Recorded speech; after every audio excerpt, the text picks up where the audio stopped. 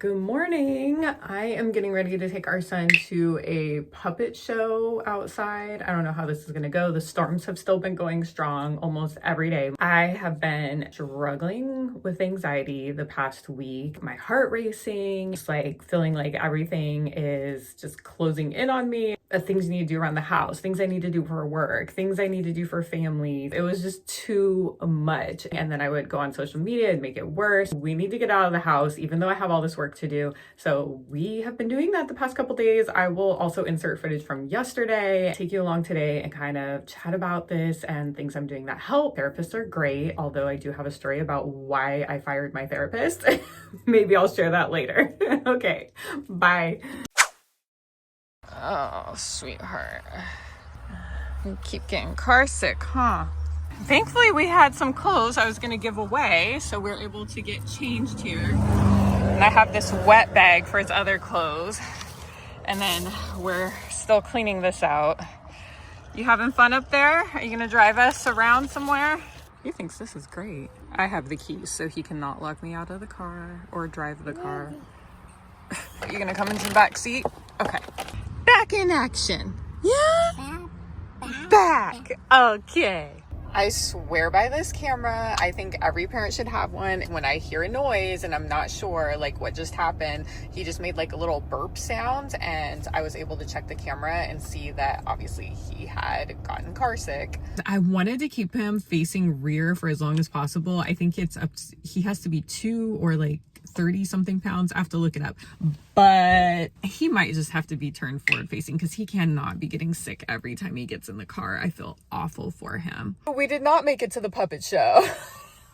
But we are at the Robinson Nature Center. We just booked his birthday party here, so we're gonna go check it out. We had to do another quick change because his pants had gotten wet from all of the wipes I used to clean his car seat. Are you ready? Let's go. Let's go look where your birthday's gonna be. Oh, so cute. That'd be so cool. Should we go check out upstairs? No. See, no.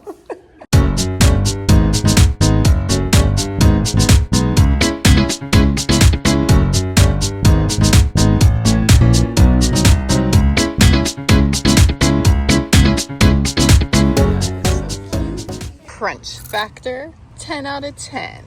Fried okra. We just got these in Trader Joe's. I saw them on another vlogger's YouTube channel and they are good. I should have bought more. Poor kid, I was giving him these and I didn't see that they say sweet and spicy. If you get a hot one, you're kind of like, and he was all like, I was like, oops. I definitely don't need cookies, but I love hazelnut. I'm pretty good. I'm sure they're not healthy, but they taste good. Oh my gosh, look at this one, all the chocolate. Back to the anxiety stuff. I probably should make sure I don't have food in my teeth, but if I do, I'm sorry. The story about my therapist, because you're probably like, what happened? I tried to give her a chance. I really did. I was like, I'm gonna stick it out for a minute. But she kept getting my name wrong. She would pronounce my name like all different ways. I'm like, okay, I get it. Like that happens with people, but this went on and on. Then she couldn't remember, like my boyfriend was my boyfriend. She kept calling him my husband, my fiance. I was almost like, are you uncomfortable that we're not married? You know what I mean? Because it just seemed like she didn't want to call him my boyfriend. Over time, it just started to be like, okay, all of these things matter and you can't like keep them together. Like you can write them on a notepad. Then she had like assumed my racial ethnic background. Even after I had like talked to her about part of it, I had to talk about that. Like, hey, you misclassified me. Like, I don't even know why you wrote that on my paperwork or intake forms or whatever, because it's not really pertinent, but okay. I started to dread it. Like it was another thing on my to-do list that was stressing me out. She did give me some helpful tips, but ultimately the reason that I let her go, I used ChatGPT to write this very nice note that was like, we're not a good fit. okay, little one's food supply was running low. The final straw was she was talking to me about not catastrophizing. Now, if you're not familiar with the term, you kind of like spiral and you think the worst, right? So you go down the rabbit hole of like all the worst things that could happen. So she's telling me not to do this, right? And I'm talking to her about something and we're at the end of time and she's like, okay, well, what's really the worst that could happen? And she names literally the worst thing that I'm most concerned about and is like, okay, we'll just think about for that for the next 2 weeks. My friend was like, girl, did she literally tell you to catastrophize this thing for the next 2 weeks until you talk to her? And I was like, yeah, this is not helpful. These people just pulled in next to me. We're finally back home. I had to run some more errands and yeah, so back to the therapist that I fired. Okay, so some of her actual helpful techniques, or one of her helpful techniques was, some people I guess call it like reality testing, perception checking. And I find this really helpful to do. I found a worksheet. I can't find the exact one that she had given to me, but I think this is something everyone should be taught like from childhood. It would probably make all of our lives a lot easier. What are you currently experiencing, and kind of put down everything without judging yourself. Is there any evidence in your environment that confirms what you're experiencing?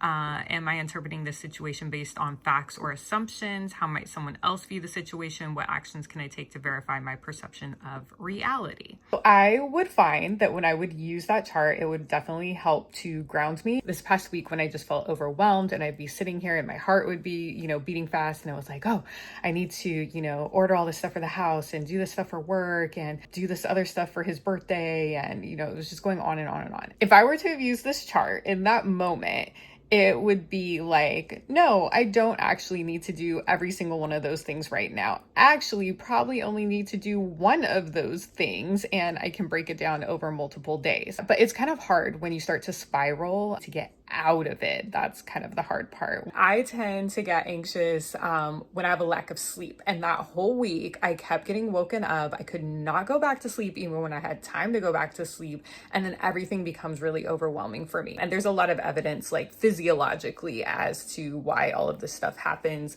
when you're lacking sleep and you're dehydrated and there's a million things going on and you might not be getting like also your best nutrition. So it's not all like psychological.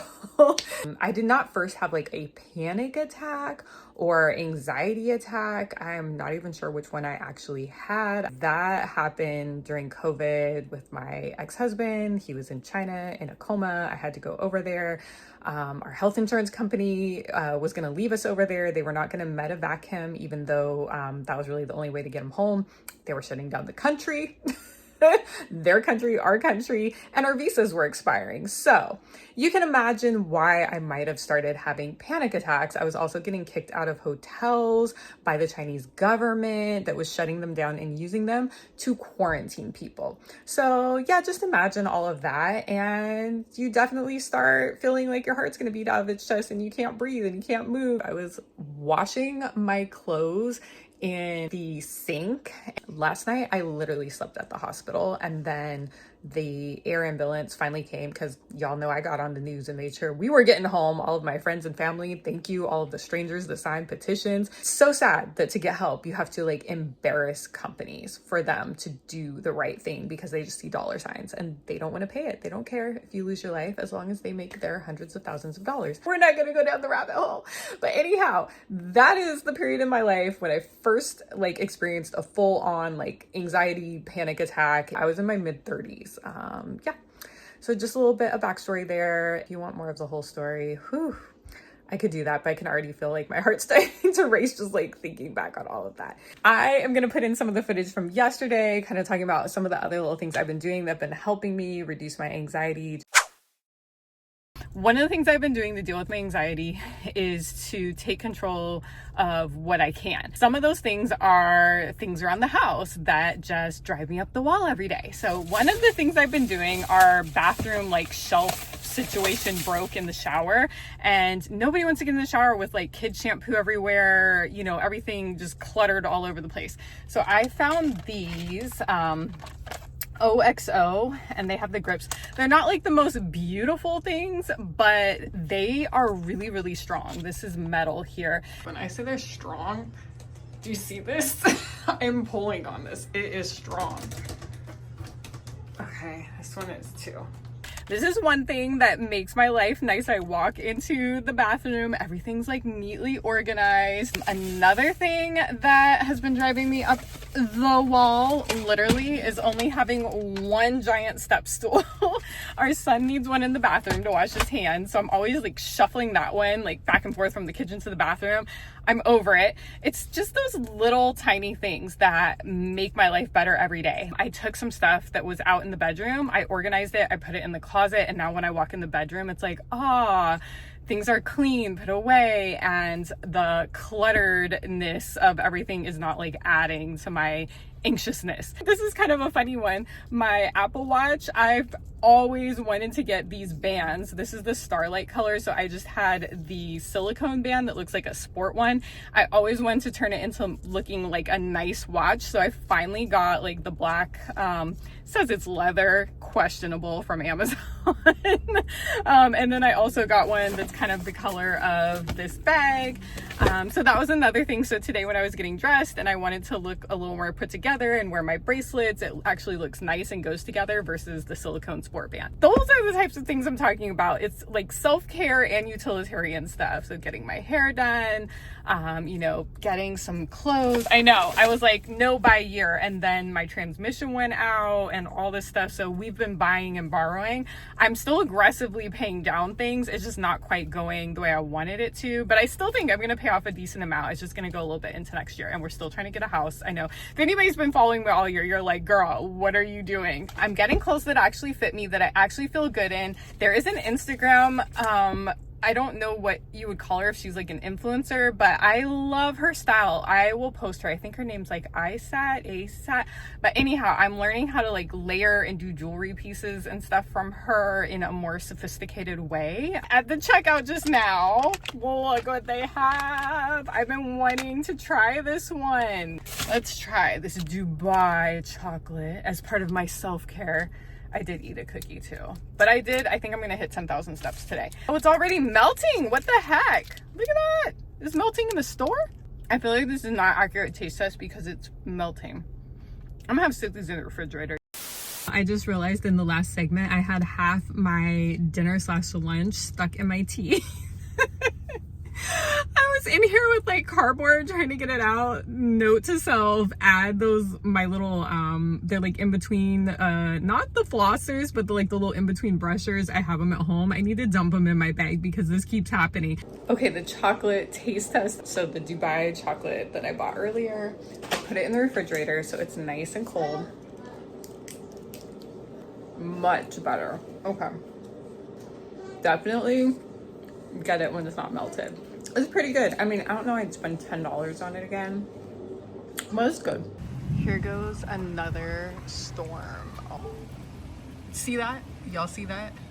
There's this show on Hulu, New House, No Debt. It is so good. Y'all have to check it out. The premise is like they sell a house that they have equity in, and then they go looking for a new house in 2 different states or cities and try to stay debt free. So yeah, watch it. It's super good.